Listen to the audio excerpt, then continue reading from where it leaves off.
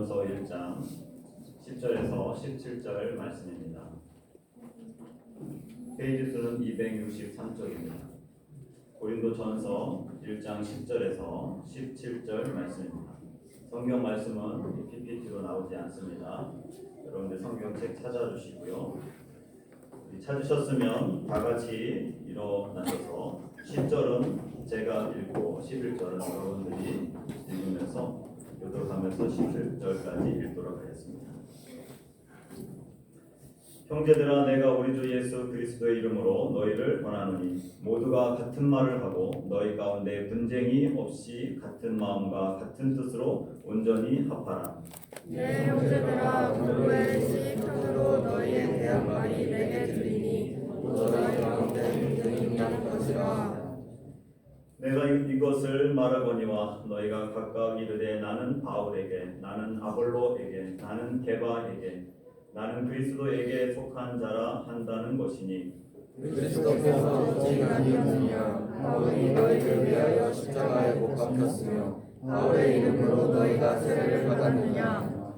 나는 그리스도와 가이오 외에는 너희 중 아무에게도 내가 세례를 베풀지 아니한 것을 감사하노니 이는 아무도 나의 이름으로 세례를 받았다 말하지 못하게 하려 함이라.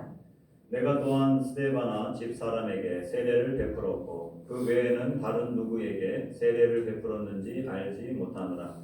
그리스도께서 나를 보내심은 세례를 베풀게 하려 하심이 아니요 오직 복음을 전하게 하려 하심이로되 말의 지혜로 만들지 아니하면 그리스도의 십자가가 되지 않게 하려 함이라. 아멘. 앉아주시기 바랍니다.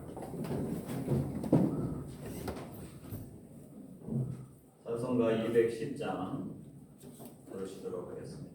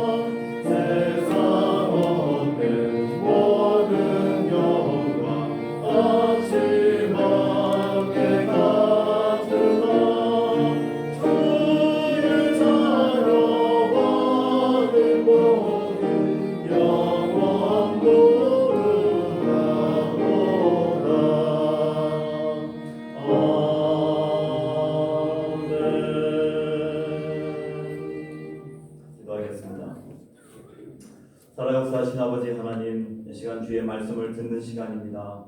우리의 심령이 옥토와 같은 마음밭이 되게 하여 주시옵소서. 사람의 음성이 아닌 하나님의 음성으로 듣게 하여 주시고 이 말씀을 따라 순종하며 믿음으로 살아가는 우리가 되게 하여 주시옵소서. 이 시간도 살아있는 그리고 운동력이 있는 하나님의 말씀만이 각 사람에게 전달되도록 또 가슴에 심겨지도록 역사하여 주시옵소서. 감사하며 예수님의 이름으로 기도합니다. 아멘. 네, 오늘 고린도전서 1장 10절에서 17절 말씀, 십자가 아래에서 하나 되는 교회라는 제목으로 말씀을 나누도록 하겠습니다. 옆 사람과 인사하도록 하겠습니다. 세계적인 교회 잘 오셨습니다. 교회 잘 오셨습니다. 또 인사하겠습니다. 당신도 세계적인 사람입니다. 세계적인 사람입니다. 축복해 주는 게 참 어렵죠. 한 주간 여러분들 어떻게 지내셨습니까? 오키나와는 정말 이상 기온인 것 같아요. 아침에 이렇게 23도, 에어컨 틀지도 않는 아주 시원한 온도, 너무 시원한데 한국은 뭐 어제 오늘 31도인가까지 올라갔다고 제가 들었어요. 어떻게 이렇게 한국이 벌써부터 여름 날씨가 됐을까? 이게 다 이상 기온 가운데 하나겠죠. 이번 주에는 감사한 일들이 있었습니다. 첫째로 근처에 이사 온 중국분이 계십니다. 중국분, 하나는 학생이고 하나는 이제 직장인인 것 같은데요. 그렇다고 이렇게 부자 관계는 또 아닌 것 같아요. 왜냐하면 나이가 아빠가 너무 젊어서. 근데 두 명이 2주 전에 저희 교회 와서 탁구를 쳤습니다. 아마 그때가 우리 교회 야유회여서 이제 다 정리하고 들어왔다가 아마 식사하고 들어왔는데 저녁 늦은 시간쯤에 탁구를 하고 있었어요. 근데 그 이제 탁구대가 저희 이제 오키나와의 사쿠마 목사님이고 또 김숙경 목사님 부부 목사님이 사역을 하시는데 그 교회가 건축을 하고 나서 탁구대가 두 개를 계속 설치해서 쓸 수 없는 좁은 공간이 되어서 한 탁구대를 저희에게 주셨습니다. 그래서 제가 그 탁구대를 교회 봉고차로 옮겨가지고 저희 교회에 썼는데 꽤 이제 오래됐죠. 아이들이 동네 아이들이 교회 안 다니는 아이들입니다.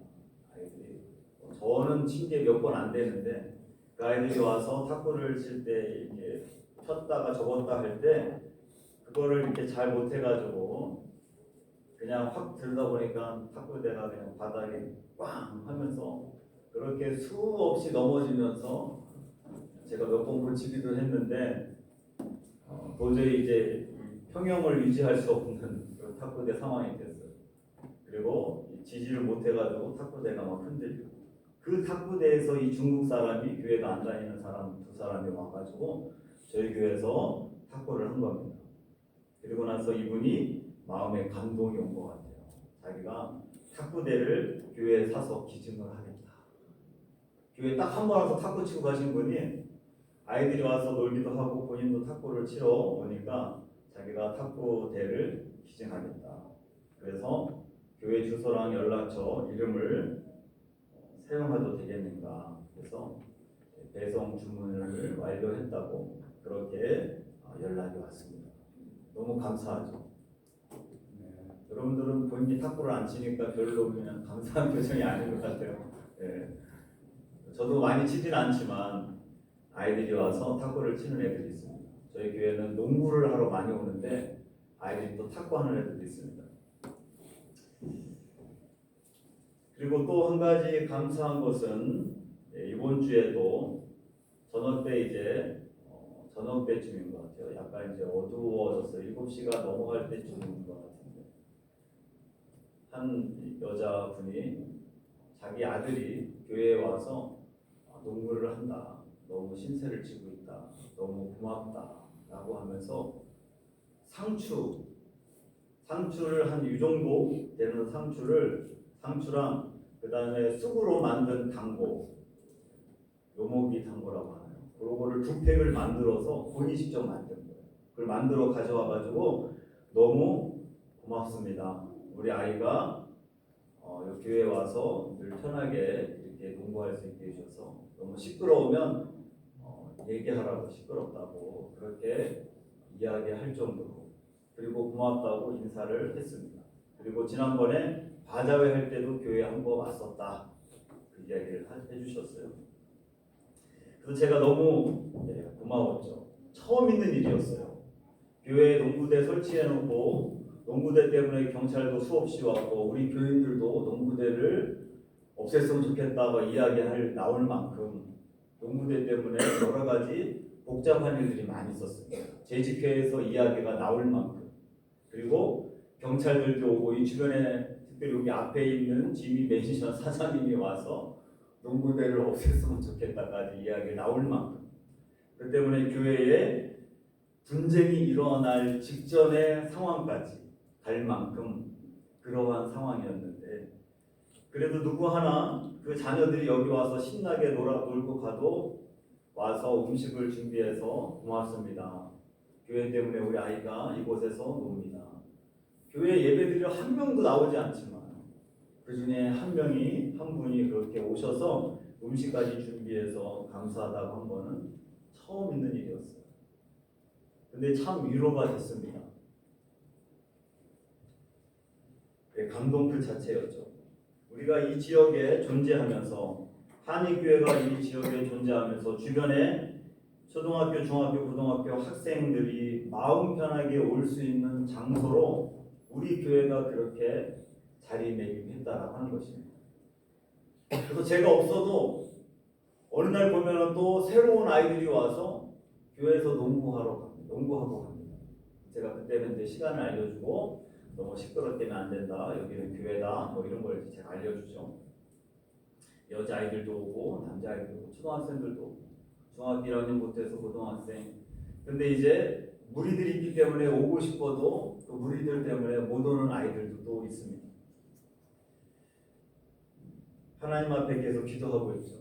교회 안에 믿지 않는 아이들이 교회 와서 놀자 프로그램을 진행한다 해도 오지 않는 상황에 제발로 와서 아이들이 교회에 놀러 옵니다.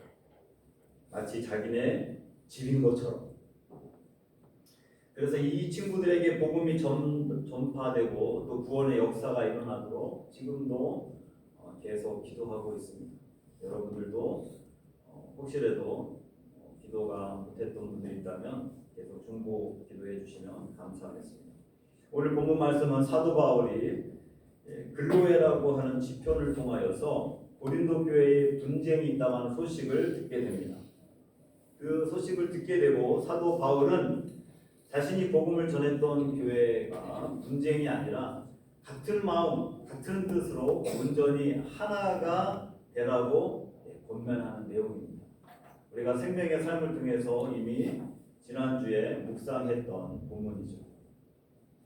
이 시대에도 사탄은 끊임없이 공격을 하는데 무엇을 통해서 공격하는가? 다양한 것들이 있지만 그 중에 교회 안에 분쟁을 만들어내는 것입니다.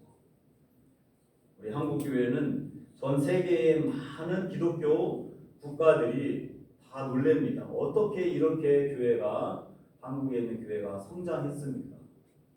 어떻게 이런 많은 사람들이 선교사로 나갑니까? 그럼에도 불구하고 가장 많은 분열들이 일어났어요. 그래서 교단이 200개가 넘는 교단들이 생겨났습니다. 지금도 교회는 외부적으로나 내부적으로나 사탄의 공격을 받으면서 어려움을 겪고 있죠. 외부의 공격으로는 세속화와 그 다음에 이단의 공격들, 내부적으로는 오늘 본문의 고린도 교회처럼 교회 리더십들의 분쟁으로 교회가 갈라지고 어려움을 겪는 사건들입니다. 한국에도 보니까 10여 년 동안 15년 정도부터 한국에 정말 뉴스에 나올 만큼 큰 분쟁들이 한국교회에 있었습니다. 원로 목사님과 신임 목사님, 후임 목사님 간의 갈등, 그 분쟁이 한국교회, 작은 교회도 아니고 정말 어마어마하게 큰 교회들이 그런 분쟁에 휩쓸렸습니다. 그래서 서울에 있는 교회, 광성교회, 대치동에 있는 서울교회, 서울 충영교회, 그리고 구리의 남양주 교회, 은퇴한 원로 목사님과 원로 목사님이 신임 목사님, 새로운 후임 목사님이 마음에 들지 않는 것들 때문에 교회는 갈등이 일어났습니다. 원로 목사님 파, 또 후임 목사님 파. 그래서 서로 갈라지고 싸우고 교인들에게 상처를 입히고 세상적인 매스컴의 부정적인 이미지를 심어주었습니다. 젊은 층들이 교회를 떠나갔고 더 이상 교회에 들어오지 못하도록 오히려 복음을 전해야 될 교회가 교회 문을 닫아버리게 만드는 그런 상황들이 생겨났습니다. 일본에 있는 한인교회들도 큰 사건이 10여 년 동안 있었습니다. 그 가장 첫 번째 사건은 동경교회입니다. 우리 제일당기도교회 동경교회. 이 동경교회는 한국교회 가운데서 최초로 세워진 교회입니다. 지금으로부터 118년 전 일본 최초의 한인 교회입니다. 어머니 교회이죠. 그런데 이 교회에서 교단법과 담임 목사님의 행정 독단이 충돌해서 오랜 법적인 싸움이 일어났습니다. 2014년도 장로님을 선출할 때에 부정 개표 의혹이 있었습니다. 그래서 장로님 재신임 투표 제도를 만들었고, 그리고 교단의 헌법에 없는 상황인데 담임 목사님이 그것을 만들어서 자신을 반대하는 사람들을, 장로님들을 면직시켜 버렸습니다. 교단에서는 목사가 헌법을 무시하고 독단적으로 교회 운영을 했다고 해서 목사를 면직시켜 버리게 됩니다.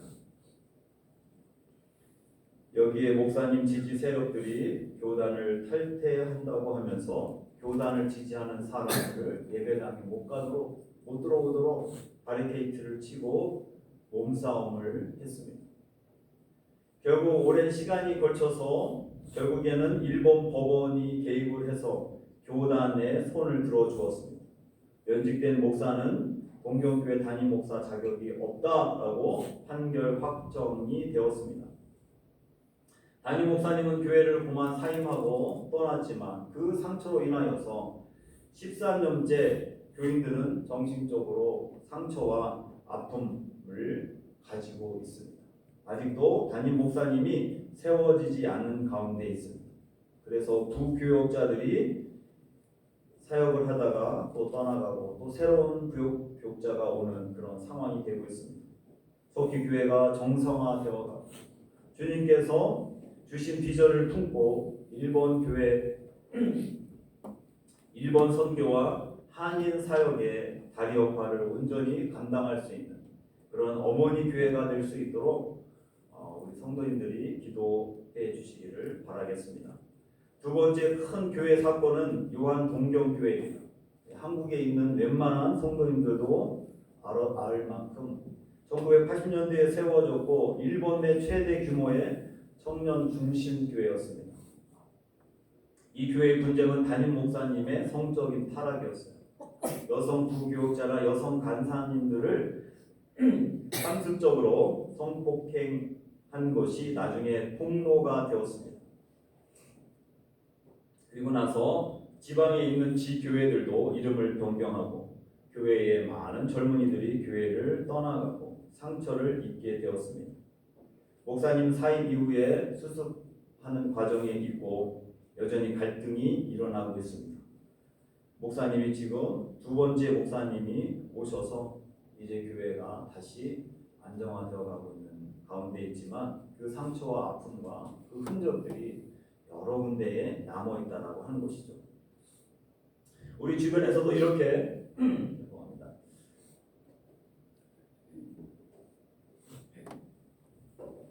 우리 주변에서도 이렇게 교회 안에 분쟁들이 생겨서 교회가 어려움을 겪게 됩니다. 큰 교회뿐만 아니라 작은 교회에서도 매스컴에 나오지 않을 뿐이지 여전히 교회 안에 이런 분쟁들 때문에 어려움을 겪는 교회들이 많이 있습니다. 저를 파송했던 종로의 동순교회 담임 목사님이 은퇴하시기 전에도 장로님들과 담임 목사님의 갈등이 생겨서 결국에는 선교사로 파송했던 저에게도 그 불똥이 떨어져서 주 후원 선교사가 되지 않고 선교사가 끊어졌습니다. 그 과정에서 장로님들과 교인들의 갈등이 일어났고 교회 젊은이들과 교인들이 교회를 등지게 되었고 이렇게 사탄의 전술인 교회 안의 분쟁, 갈등을 통하여서 교회가 어려움을 당하고 있습니다. 사탄은 분쟁의 씨앗을 던져주면 교인들이 그것을 가지고 싸우면서 서로 상처주고 그리고 교회를 떠나가는 모습을 보게 됩니다. 사탄은 리더십으로 세운 목사님들과 장로님들을 넘어지게 합니다. 편 가르게 하는 거죠. 오늘 본문처럼 나는 누구 편이다 이런 목소리가 나오게 됩니다. 이런 목소리가 나올 때 교회는 성장을 멈추게 되고 교회 안에 분쟁이 일어나게 되며 사탄이 공격이 심하게 생겨나는 것이죠. 오늘 본문을 통해서 우리에게 주시는 교훈들을 살펴보고자 합니다. 먼저 우리가 기억해야 될 것은 하나님께서 우리를 부르시면 온전한 연합을 향한 부르심이라고 하는 것입니다. 연합을 위하여서 하나님이 우리를 부르셨다라고 하는 것이죠. 오늘 10절 말씀을 같이 한번 다시 읽어보도록 하겠습니다. 시작. 형제들아 내가 우리 주 예수 그리스도의 이름으로 너희를 권하노니 모두가 같은 말을 하고 너희 가운데 분쟁이 없이 같은 마음과 같은 뜻으로 온전히 합하라. 온전히 합하라라고 이야기합니다. 온전히 합하라. 이 온전히 합하다라고 하는 온전히 합하다라고 하는 이 의미는 원어적으로 보면 그물을 깁다라고 하는 뜻을 갖고 있습니다. 그리고 어긋난 뼈를 제자리로 맞추다. 분열로 인해서 찢겨진 교회의 마음을 다시 깁는다라고 하는 것이죠. 그물들이 서로 연결되어 있어야 제 기능을 할 수 있는 것입니다. 구멍이 난 곳을 깃는 것처럼 온전하게 합하라라고 사도 바울은 이야기합니다. 교회에 여러 가지 살림을 하다 보면 100% 모든 사람들이 만장일치하는 경우들이 그렇게 흔하지 않습니다. 분명히 어떠한 제안이든 기획이든 행사이든 단점도 있게 마련입니다. 그러나 교회가 하나 되기 위하여서 진리를 반하는 이단적인 행위가 아니라면 그 사건들을, 그 프로그램들을 믿고 격려해주고 지지해줘야 되는 것입니다. 자기 생각에는 아닌 것 같다라고 하는 것들을 혹시라도 다른 사람들에게 말을 옮겨서 화를 만들고 분쟁의 씨앗을 뿌려서는 안 된다라고 하는 것이죠. 팔로우십이 중요하다라고 하는 것입니다. 온전한 팔로우십이 있을 때 온전한 연합이 생기게 되는 것입니다. 이스라엘 백성이 성막을 지을 때 각기 제물과 여러 가지 예물들을 드렸습니다. 그때의 목적은 단 하나였습니다. 하나님의 임재를 위한 것이었습니다. 하나님의 영광을 위한 것이었습니다. 서로 다른 부속품들이 하나가 되었을 때 하나님의 영광이 그곳 가운데 임했던 것입니다. 집을 하나 건축할 때에도 많은 재료가 필요하죠. 그 재료의 목적은 하나입니다. 모든 재료가 연합하고 조화를 이루어서 주인이 마음에 드는 집이 되는 것.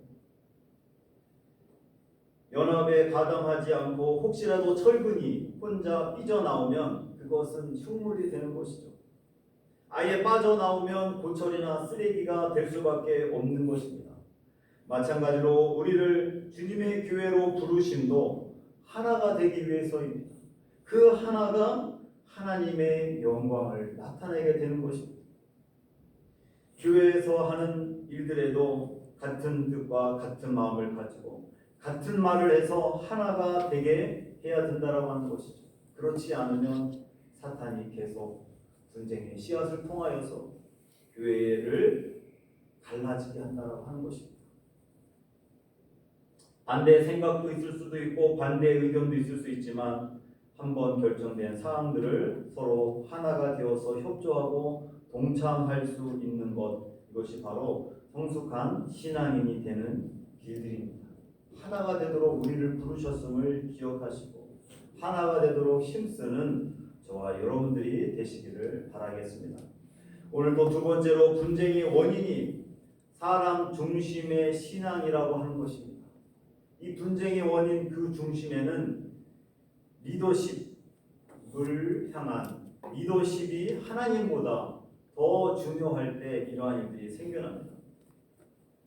오늘 본문의 12절과 13절 말씀을 보면 고린도 교인들이 자신들이 나는 바울에게, 나는 아볼로에게, 나는 게바에게, 나는 그리스도에게 속한 자라 그렇게 말합니다. 사도 바울이 너무 화가 나고 속상해서 그리스도께서 어찌 나누었느냐 그렇게 이야기합니다. 고린도 교회는 사도 바울이 2차 전도 여행을 통해서 1년 6개월 동안 복음을 전하여 세운 교회입니다. 고린도라고 하는 지역은 돈이 넘쳐나는 활기찬 상업도시였습니다. 유동인구가 많고 늘 어수선하고 세속적인 분위기가 지배하는 도시였습니다. 거기에다가 그리스 문화 속에 있었기 때문에 고린도 사람들은 지적 호기심이 강했고 말재주, 그 당시에는 이제 운명술 이런 것들 철학적인 지혜를 높이 평가를 했습니다. 그래서 유명한 수사학자나 철학자들을 추종하며 화벌을 만드는 것을 그들은 즐겼습니다.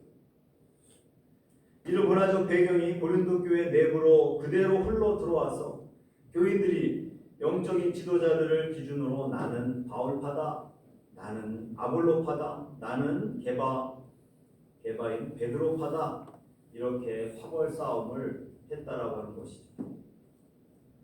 그래서 사도 바울이 12절과 13절 말씀을 통해서 강하게 분명하고 있는 것입니다. 그리스도께서 어찌 나누었느냐? 이 분쟁이라고 하는 이 단어, 그 원어를 보면 이 틈이 분리라고 하는 의미가 그 안에 들어가 있습니다. 분리한다.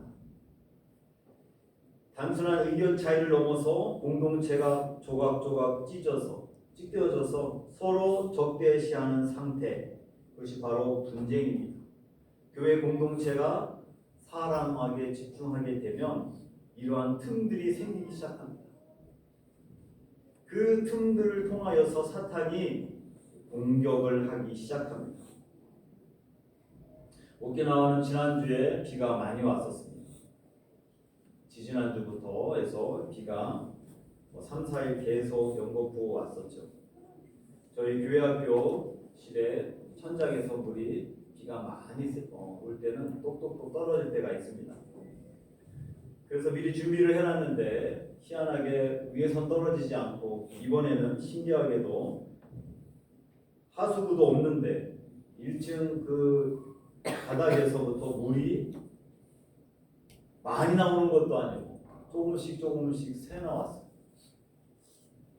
그래서 그 안에 보니까 조금 금이 갈라진 게 있는데 그 물이 어디서부터 나왔는지 모르겠지만 그 틈 사이를 통해 가지고 물이 바깥으로 흘러나왔다라고 하는 것입니다. 이 분쟁이라고 하는 것은 그 틈을 이야기합니다. 그 틈이 생기면 그 틈을 통해서 사탄은 물처럼 교회를 분열시키기 시작합니다. 출애굽기 32장에 보면 금송아지 사건이 나옵니다. 십계명을 받으러 모세는 올라갔습니다. 40일 동안 그 산에서 내려오지 않자 모세가 죽었다고 생각하면서 백성들은 눈에 보이는 금송아지를 만듭니다. 하나님보다 눈에 보이는 지도자에 집착할 때 공동체는 영적으로 타락하고 분열되게 됩니다. 선교지에서도 마찬가지죠. 한 선교사의 카리스마에 의해서 현지인들이 그 선교사를 너무 의지하게 되면 그 선교사가 떠나간 이후에 그 현지 예배와 교회는 굉장히 많은 문제들을 갖게 됩니다. 교회의 주인은 하나님이십니다. 목사도 아니고 또 리더십이 있는 장로님도 아닙니다. 그리고 교회의 권사님들도 아니라고 하는 것이죠. 교회의 주인은 하나님이 계십니다. 주인이 누구인지 잊어버릴 때 분쟁이 생겨나는 것이죠. 건강한 교인들은 교회 목사가 바뀌어도 자신들이 배운 그대로 말씀대로 실천하면서 살아갑니다. 어떠한 목사님이 오시든 중요하지 않다라고 하는 것입니다. 오히려 그 목사님을 세워주고 그 목사님을 위해서 헌신하는 아름다운 교회들이 있다라고 하는 것입니다. 오키나와 교회는 55년 된 교회입니다. 제가 8번째 목사이며 선교사입니다. 저는 온 지 만 11년이 지나서 12년째 사역을 했습니다. 이렇게 오래 한 목사님도 제가 2번째인 거로 알고 있습니다. 저는 지금까지 사역을 하면서 그런 생각들을 많이 합니다. 전도사 때부터 가졌던 생각들 중에 하나가 내가 어디에 있든지 있으나 마나한 사람이 됐으면 좋겠다.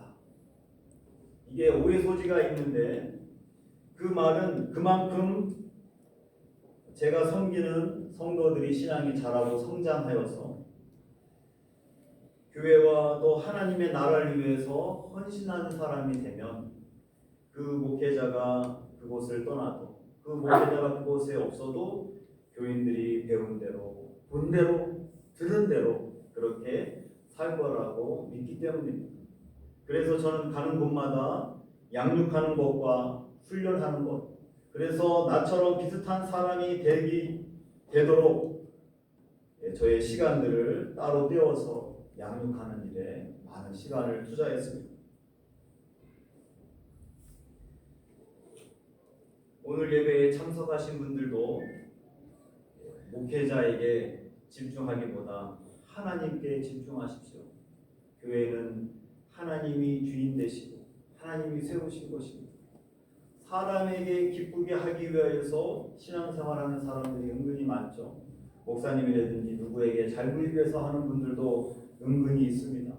그러다 보니까 칭찬하지 않으면 또 누군가에게 위로를 받지 않으면 맡겨진 사역들을 내려놓고 그만 또 떠나가는 경우들이 있습니다. 그렇죠. 우리를 평가하시는 분은 그리고 우리의 주인 되신 분은 하나님이십니다. 마지막 날 하나님 앞에 섰을 때 맡겨진 것들 충성한 거에 대해서 하나님은 평가하시고 하나님은 상급을 주실 것입니다. 교회에 누가 목사냐 누가 리더십이냐가 중요한 것이 아닙니다.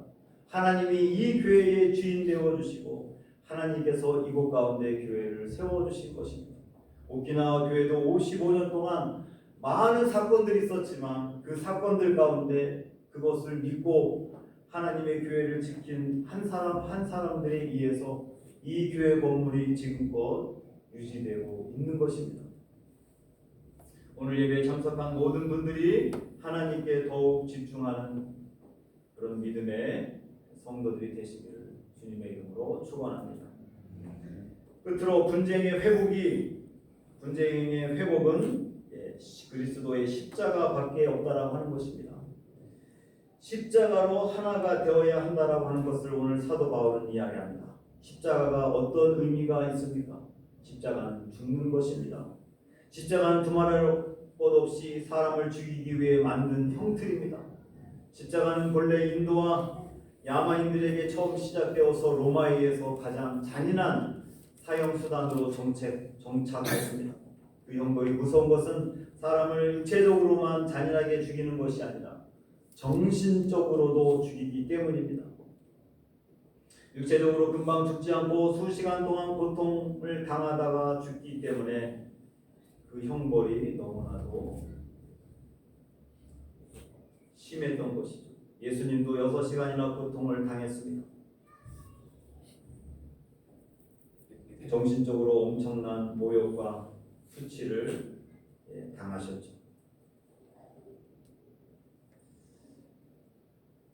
그런 것이 바로 십자가인데 그 십자가만이 교회의 분쟁을 없앨 수 있는 길이라고 하는 것입니다. 왜 교회 안에 분쟁과 싸움이 일어납니까? 그것은 우리가 덜 죽었기 때문입니다. 온전히 죽지 않았기 때문인 것이죠. 죽는 사람이 다투는 것을 본 적은 우리는 없을 것입니다. 고린도 교회에 분쟁이 있는 것은 바로 십자가에서 죽지 않았기 때문입니다. 사도 바울은 그래서 십자가의 복음이 무엇인지, 그 십자가의 의미가 무엇인지 사도 바울은 다시 이야기합니다. 십자가에서 예수님이 나를 위해서 죽으셨다라고 하는 것, 그래서 나도 매일 그 십자가에 주님과 함께 죽는다라고 하는 그 마음이 교회를 다시 분쟁에서 살릴 수 있게 되는 것입니다. 영성가였던 요한 비안나는 이런 기도를 합니다. 거룩하신 주여, 나를 위해 십자가에 못 박히셨으니 감사합니다. 주여, 저도 세상에서 십자가에 못 박힌 채로 살게 하시니 감사합니다. 주님이 십자가에 못 박혔으니 나도 못 박히겠다. 그것이 바로 우리 믿음의 성도들의 자세일 때 교회 안에 분쟁들이 사라지게 되는 것입니다. 어떤 분이 이런 재미난 이야기를 했습니다. 배추도 5번 죽어야 김치가 된다. 배추도 5번은 죽어야 김치가 된다고 합니다. 첫 번째는 땅에서 뽑힐 때 죽고, 둘째는 칼로 배를 가를 때 죽고, 셋째는 소금에 절일 때 짜서 죽고, 넷째 매운 고추와 젓갈과 양념에 머무를 때 매워 죽고, 마지막으로는 우리 입안에서 잘게 씹힐 때 죽는다.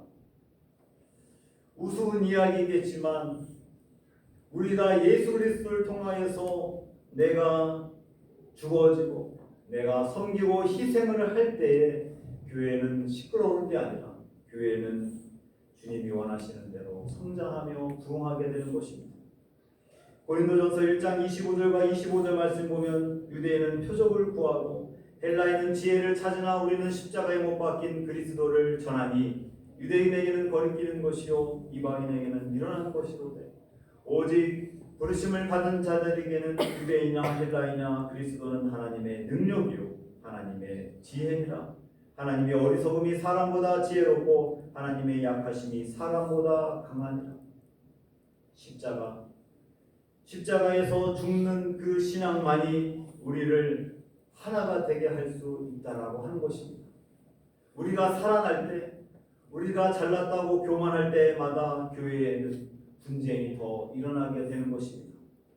요한복음 3장 30절 말씀 보면 세례 요한은 자신에게 사람들이 집중할 때 십자가에서 죽으실 어린 양 대신 예수님께 집중하라고 이야기합니다. 그는 흥하여야 하겠고 나는 쇠하여야 하리라. 그것이 바로 우리의 신앙 생활의 모습인 것입니다. 세례 요한은 자신을 따르는 제자들을 예수님께 보냅니다. 자신의 영향력을 키우면서 예수님과 갈등과 경쟁 구조의 리더십으로 가지 않고 자신은 쇠하여야 한다. 나는 죽어야 한다.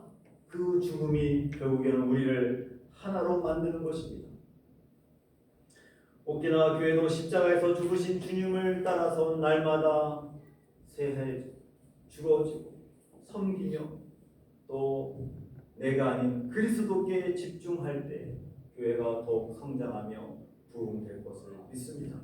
지금 사탄은 수없이 많은 교회의 성도의 수와 상관없이 교회의 분쟁을 일으켜서 교회를 재구실하지 못하게 만들고 상처를 입히고 하나님께 영광 돌리지 못하도록 전술을 피고 있다라고 하는 것입니다.